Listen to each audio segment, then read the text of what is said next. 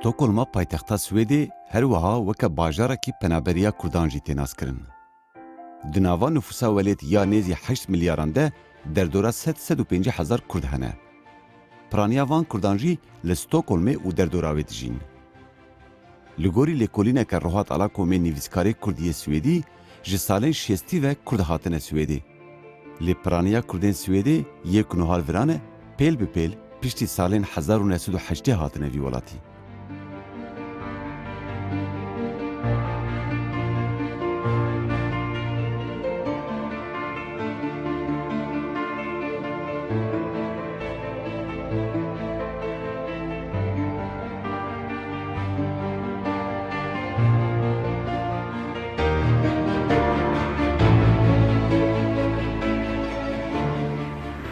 Piştî salên hefteyî û heşteyî Kurd rev bi rev hatin welatên Ewropayê. Di nava van welatan de her çend bêtir behsa Almanyayê welatê din bêkir jî cihekî taybetî yê Swêdê heye. Bi taybetî jî li Stokholmê, vî welatê Skandinaviyayê, li jora dünyayê, li bakurê dünyayê civateke Kurdî hat avakirin di nava 40 salan de ku îroj hejmara wê 150 hezarî derbas dike. Em ê îroj bibin mêvanê kesayetiyeke wiha ku di nava vê civaka Kurdî de bi taybetî Kurdên Ewropa û her wiha Kurdên Swêdê de cihekî wî girîng heye. Em ê bibin mêvanê Keya İzol. Keya İzol hem nivîskar û rewşenbîr e, siyasetmedar e, hem jî di heman katê de serokê Federasyona Komeleyên Kurdî yê Swêdê ye. Ew ji gelek kesa çêtir dizane, ew ê ji me re behs bike bê ev milk û bingehê Kurdî yê Swêdê çawa hat avakirin. Di van 40 salan de çi xebatandayîn da ku îmajeke Kurdan ya pozîtîv bê avakirin û dost ji Kurdara bê çêkirin ku doza Kurdan li vê derê ji xwe re xwedan bibîne. Bi xelk bibin xwediyê vê doza Kurdî. Em ê di nava van kolan û bajarên Stokholmê de yê Swêdê de bigerin û bin vê serma û seqema ewrên tarî ku hûn dibînin em ê bikarin sohbeteke xweş, sohbeteke têr û tijîl gelî bikin, em ê dil û rihê Kurdekî bibînin ku ji 40 salan zêdetir e li Ewropayê li dûrî Kurdistanê hê jî wê xewnê di nava dilê xwe de dihebîne. Keya İzol li Stokholmê. Lîstekê din.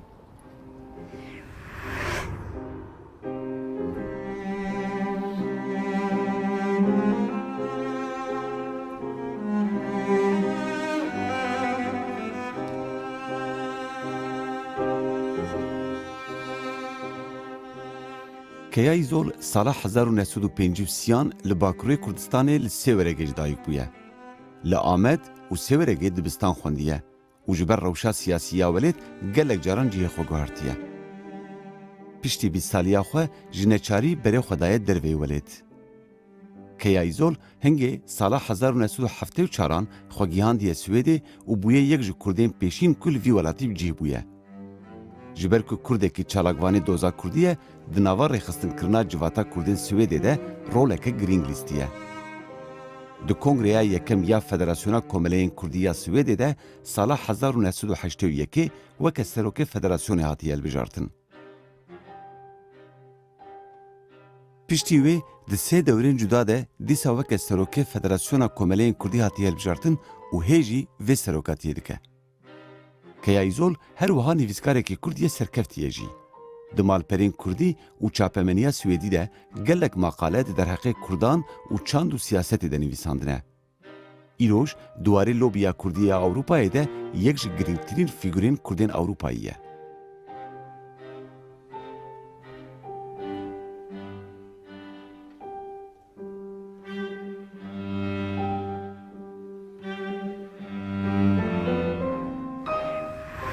Kekeya gelek spas ji bo beşdariyeta ya vê bernamê em li Stokholmê ne erê payîz ye destpêka zivistanî ye lê dîsa jî em kêfxweşin ku em hatine serdana te û dîsa em karin telvê derê bibînin spas ji bo beşdariya te. Gelek spas bo we jî serxêrê hatine. Mala te ava. Kekeya tu ji salê hefteyê hatî vê derê.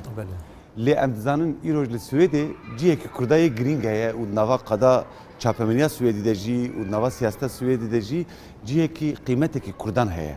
Lê salê hefteyê de ne wiha bû. Ev pêl bi pêl hate çêkirin. Gava tu hatî vê derê civaka Kurdî ya Swêdê çawa bû vê derê? Tiştek hebû rastî civaka Kurdî hebû vê derê? An îmaja Kurdan ya ku li Swêdê bû Kurd dihatin naskirin anna tu dikarî piçekî ji me re behs bikî ji ber ku tu çêtir zanî Belê belê. سالی هفته و چهار زاتم سویده بله. و چه تقریبا 6 هفته کس چهار پرچه کردستانی لور هبون پرانی اوان خوندکار بون و هنک شی وک پنابر هات بون يعني او بلا سياسي كو بقشتي هاتفر هي بيك نهاتو نه هین پک نات أري. لی بشک جه جونتا عسکری ترکیه جور هات بون لی اجمالا وان پرکیم بو yani يا حفتي وياكي يعني bir hafta yeki eri. Prani xwendekar bûn û genç bûn û civatekî me hebû yani şest hafte kes yani bûn lê dîsa civatekî Xwe hevdû dikirtin erê dîsa. me her hafte civîne me hebû wê demê federasyon komele û tiştê wa tune bû lê yek komele hebû seranserê Awropa ê xwendekara em jî endamê wira bûn Erê. çar perçeyê Kurdistanê her hafte me civînê xwe çê dikir yani ew me da tiştekî ew e bes civata Swêd قد پرسا کرد و ملت کرد و نتوه کرد ناس ندیک نزاني ونشكل قد نزانه بو yani her سالên peşî da em bêjin îşkarê me esasî ew bû ku em ê çawa behs bikin em kîne ji ku hatine pirsa me çi derdê me çi yani bi sala belkî 10 sal 15 sal destpêkê îşê me ew bû yani bi civata Swêd re gava Meddadistan me behsa xwe dikir behsa Kurda dikir problemê ku hene pirsgirêkê hene çawa ew dikarin alîkarî me bikin ew baş bû ji ber ki qet li Swêdê tiştekî nedizanî. وچا كيل بدري هبون مساج كسيك نها ام نافي وانزانن خباتي وانزانن تو كسيتين كو ايروج جواتا ما والناس دكن كي هبون بدري Yani beriya min ew ku li vir hebûn kek Ömer Çetin hebû li vir Belê.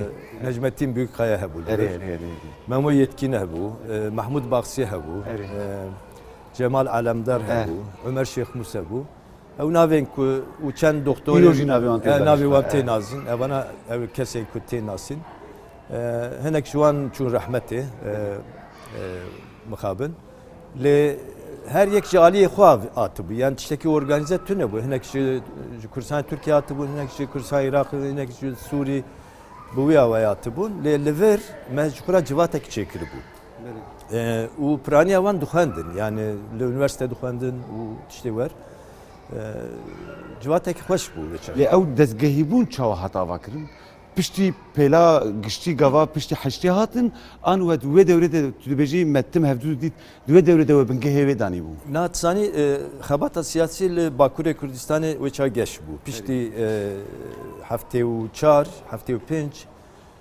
هنک او دموکراسی لیبرالیزاسیون اکی ترکیه هبو لیبرالیزاسیون هبو جبو ویاجی کرد می دوره اجوید بشه اری و چا چار پنج ریخستنین کردان çalak bun, xabatê xwe dikirin û siyawanê Awropa jî li van dere hebû. Mesela taraftar lahengîrê wan hebûn.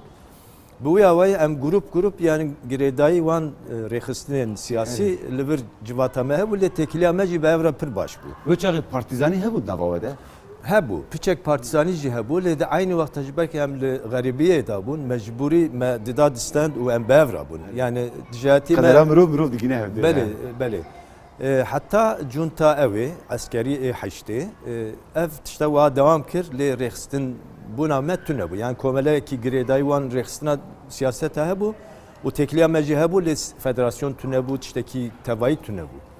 Lê piştî junta hat yani heştê piştî wîya êdî mefhem kir me carek tin zanî bû ku mesele ciddî divê em xwe nêzîkî ev bikin û heştê heta heftê û ne heştê Hatta heştê û yek me dest pê kir guftugû bikin Kurd çawa dikarin li Swêdê hevkariya hev bikin. Yani bi ev re siyasetê te bira cuda bi ew ê ten cuda bi lê em çawa dikarin bi ev re xebatê bikin ji bo berjewendî milletê Kurd. لی و تکلی چاوا دانی یعنی به برێڤبرین سوێدی ره و چاوا او تکلی دانی کو ریل برڤبو کو ایماجه که کردان ویدری بیرو Zanî li Swêd taybetmeniye Swêd heye. Dema salê heftê heta heştê dewleta Swêd gelek alîkariyê grubên biyanî kirin.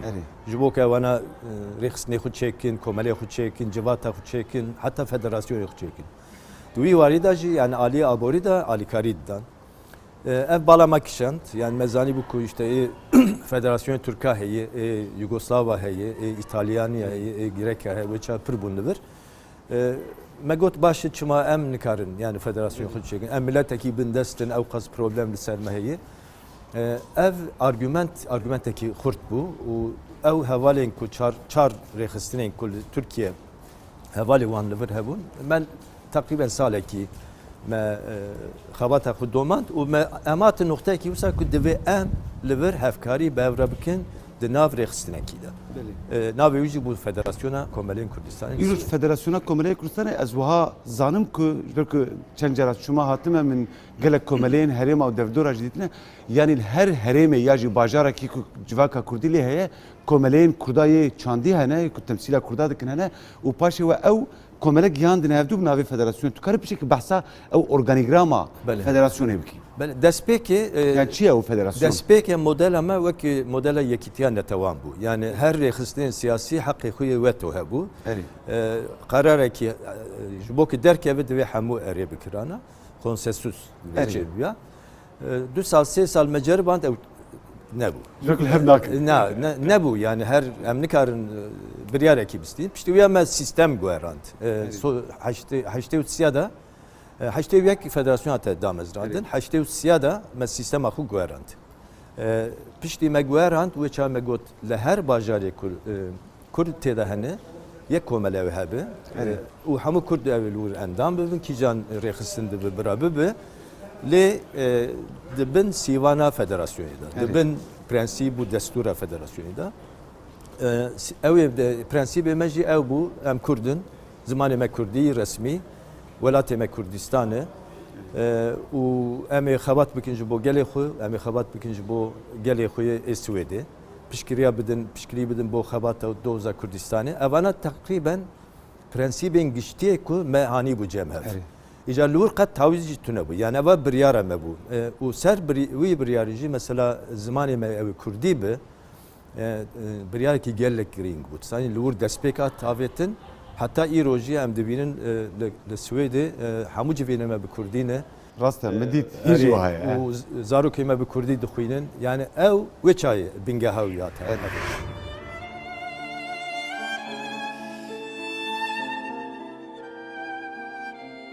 Yên ku pêşiya hatin civatek û milkekî Kurdî danîn li Swêdê di nava du cîhanan de.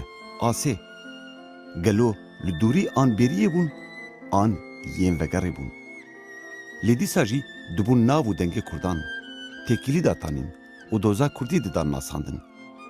Gelo bi serketin anna keya îzol balê dikşîne ser ku Kurdên diasporayê dê hê bêtir jî bi ser bikevin.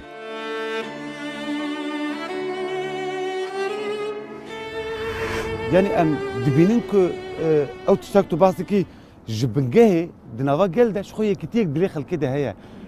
Divan çalakiyên ji bo li dijî vê êrîş û dagirkirina Türkan ya ser Rojavayê de û gefê wan yê ser Başûrê Kurdistanê em dibînin ku Kurda yekîtiya xwe ava kir di çalakiya xwe de hemû alên ku temsîla hemû parçeyên Kurdistanê bin û partî û rexistinên Kurda bin li cem hev û bi hev re diçin çalakiya. Êdî mane bese ku siyasî û rexistinên Kurda jî divê vê mantaliteyê fehm bikin. Yani rêxistin siyasî xwedegravî pêşengên civatê ne Lê gel dibe milletê ne pêwîst e gudariyê milletê xwe bike. Millet me dît mesele Kobanî, mesele Efrînê, mesele Kerkûkê de mesele Cizir û Sûr û wan dera gava teada li ser Kurda hebû çawa yekîtiya xwe çêkiribûn ê dilê xwe da di hestê xwe da kurdiyatê xwe da ew divê tesîr bike ku ew rêxistinên siyasî partiyên siyasî çi dibe bira bibe nakokiyê wan çi dibe bira bibe divê meseleyê de ji bo ku milletê xwe biparêzin divê kêmanî yekîtî nebijî hevkariye bikin hevkarî nebijî şerê hevdû nekin. Erê. Aherî mîm jî ew e. Na dunya jî zanî ku em bi rastî pirsa me heqê doza me heqê min dît mesela ez li Kurdistanê bûm gava ji bo Kobanî pêşmerge bi rêz dihatin ez li Rihayê bûm Riha normal Slopî heta Rihayê xel derketin ser Kobanan. Xelk derketin ser Riha û Riha ciyekî yani faşîst têda pirin dîncî pirin Arab têda pirin nizam çi li dîsa xelk hemû li Kolana bû. Yani û kes nikare yani ew quvvetê ku yani em bêjin alî askerî tenê ne Yani milleteki 5 milyon hasta wan aynı tişti. Ditine wan, dile wan aynı tişti bejit. Sani lवर peyviste siyaset سود بگری جویا درس درخینی جویا بره چاوا غلطی کری که ماسی کری جبویا یکی تیام خود پیکو.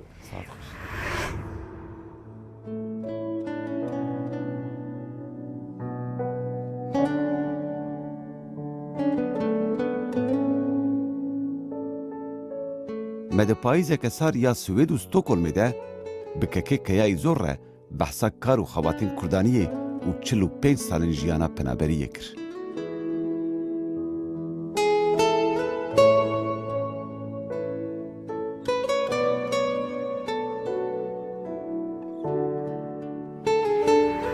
لکه جبر که پاشخانه یک منی یا ویژه‌ای جی هیا هگر زوی پرسشتن اکم نابه. دنوا ادبیات کردی ده و خبات سر زمان کردی ده تم جیه کی گرینگ یک کردی سویدی جی هیا. ام دانو که گلک نویس کارت ورده در باسمون و دنوا اند یک گرینگ هیا ام دانو که هم حوالت زاروکاتی جی و الوی درجی و بهفر دوره کدریج الوی درجیانک بهفر مشال محمد وزون. از خود تو پیشه که بحثا محمد وزون جی بکی. بیرا محمد وزون و تأثیر ویال و در امروز ایروش چه کار بنرخین رولا سویدی و محمد وزون سر جواک کردی چی بود؟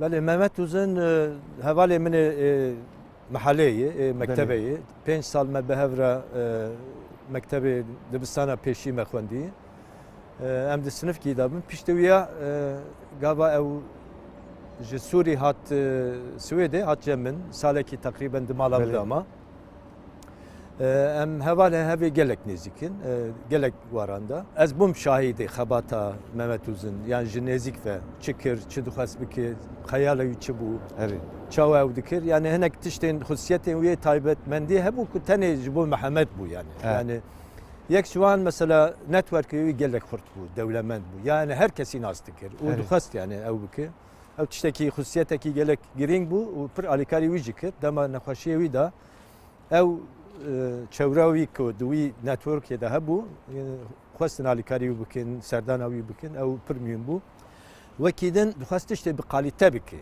yani تشتی مزم بکی او جی سری ده هبو گلک جارات دخواست او تشتان بکی tabi genç yani 5 sali xuda yani jana xud desta gelek suçu duxas gelek tiştendin çeki le Mehmet Uzun tabi dirokeki xabatevi berçavay hinji yani gelek berhemi te xwendin duyi varida yani hayfiku ev jinav meçu karibu gelek tiştedin jî bikira لبر خابات ادبیات و ویژه دا لبر yani rola خو devra خو girt yani Mehmet Uzun tekili خو به پنرا به نویسکاران سویدیارا برای خستنین وکیدن کو ادبیات موجود bu ana gelek xort bu وکی حوالی میم ندیم داغ دورن او جی جناب مچو هر دو فیگورین اکتورین کو براستی لسویدی خو گرانی دابون سر هنک بشین خبات خو ولوجی گلک سرکتی بون ام جارکتن وانا بیرتینم به حرمت ساعت خوش گرت از وی پرسشتنکم نابه پرسک تایبته جارك مش محمود توندي برسيكم محمود توندي براكي مثلا هم حوالي ما هم براي ما الفيدري او جي كردي سويدي مجي برسي مقول تو قفاهات فيدري دخلت فقري جو ابراهيم قفاك جرقاك اماتبون متم خوناوي ديدكو ام فكرن ام نجبو مايني هاتن فيدري لي بيش تو زاروكي ما تشبون ام فيدري بون خدي مال مال فيدري مال باتا خداني ام بوج فيدري دي اللي هاجرمش كياي زور ببرسم تا تهيجي وي خوني دي فينيكو فقري وليت روجيكي بله ev yani çel salı denav xabata siyasi da civaki da em libir xabitin şev rojeme jibo vegera welate şev rojeme jibo sekinandina zulm u zordesti u dagirkeriya dijmini şev rojeme buvi xayali derbaswi u em piştrasın ya ez bu piştrastım ez zanim ku em rojeki bikarbin vegerin welate xu azat yani rojeki fark nake eğer ez nebînim jî ew ê çivata paş min bibîne nestên paş min bibîne lê ji bo wê em xebat dikin em neheqî ew zordestiyê ku heta îro li ser miletê me ye bûyî derdekî mezin ji bo me li hember wî divê bi her awayê em wisa bikin ku ew tişta xelas Tu navet geri velet yana, tu çüti yana. Na, ev 5 sal ez nikarim. Pişti bu yerin kul Suriye çebu ve çayız Luan derabum.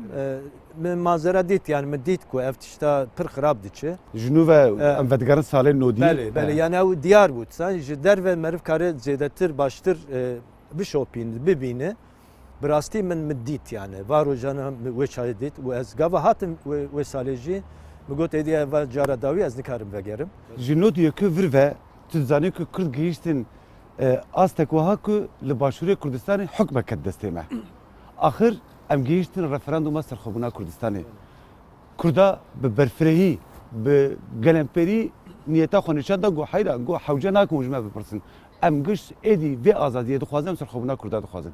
Lê dîsa jî neyarê Kurda pişta xwe dan hevdû û ew asê kirin teng kirin û gelek bûyerên dî jî li doravê çêbûn. Em yani em karin bibêjin ku ev tecrübeya me ya ku li Başûrê Kurdistanê çêbûye û van salên dawî li Rojava jî hukmekî biçûk heye em karin bibêjin ku Kurd hêdî gav bi gav ber bi wê xewna xwe ve diçin. Bele yani gelek diyarı ana tişte kulli Irak ve Suriye'de be her düzü veki devlet ne mane esas olarak de pratikada de facto Irak şi tüneyi Suriye şi tüneyi hati perçekirin yani Irak şu se perçeyi beşek ji Kürdistan'ı edin Sunni'ni edin ji Şia'nı yani bu hazine xwazi usayı Suriye şu emzan çavabı emzanın devlet ne mane manavi ev peymana saykı spikot bi ser neketiye pişti 100 sala ev tişta felişiyi o ev referandum belki rast bu bir yaraki rast bu Cenab-ı Hak Mesud bir yaraki rast bu hatta ev kesin ku rexne letinin ev devletin ku yani derve rexne kirin kabul nekirin u dijati kirin İro hatın noktaya ki usay ku dibejin peviste Kurd be devlet belki via eşkere nabejin tu bawer biki de mejiye xuda de axaftinê xuda ê devletê de rûdinim vî mesele münaqeşe dikin. Yani sanki spîkoyeke nû bu wateyeke nû çêdibin. Yani ji xwe yani tiştê ku em dibînin niha ew peyman tuneyî. Sanî ew peyman tuneyî wekî ku em 100 sal paş de vegerin li wir ew ê çawa dîzayn bibe. Kurd îja Türk û Arab û êdin naxwazin mesela ew tiştê ku destê Kurda dayê bikeve destê Kurda. Lê nikarin. Yani ev bir kırkırını nikaribin, ev bir kuştunu nikaribin, ev bir diplomasiye nikaribin, nikarin yani. Qey em zêde serhişkin. Ma em jî dev vê doza xwe berdin belkî xweştir be. Mirov kar tişê gore. Na em dev çima em dev ji welatê xwe bernadin, ji berke ev welatê me ye û li wir gelek qurbaniyatî dayîn, gelek bedelatî dayîn. Yani tenê 5 salî dawî de yani kêmanî li hember Daişê 12000 gencê me ciyanê xwe danê. Li Bakurê Kurdistanê 10,000 gencê me ew hatin kuştin. Yani li Kerkûkê li her derî ev bedel divê ciyê xwe bigire bersiva bigire. Ez dûr hatim gewrê ne ku heyranê dunyaya xweşik û ciwan bûm berketiyê çavên te yên reş bûm weke ku Mehmed Şêxo digot xem û xeyalên te ez revandim li çol û belanan ez gerandim min jî xwe sînor û maynan xist di şevereşên mişt tifeng û fîşek de çi qas dûr ketim jî li te vegeriyan tu welat nebûn yên min ji bilî te tu ziman nebûn yên min ji bilî te ne ûlîs bûm tu jî neyî taka mel talanê xelkê nexistibû dijberê wê xelkê qesda talanê me kiribû kiştiyên me nebûn em hatin van deveran da ku welatekî ava bikin erê li xerîbiyê gewrê her Kurdekî parçeyek ji te bi xwe re aniye vê xerîbiyê tu bûyî Kurdistana derketiyan li xerîbiyê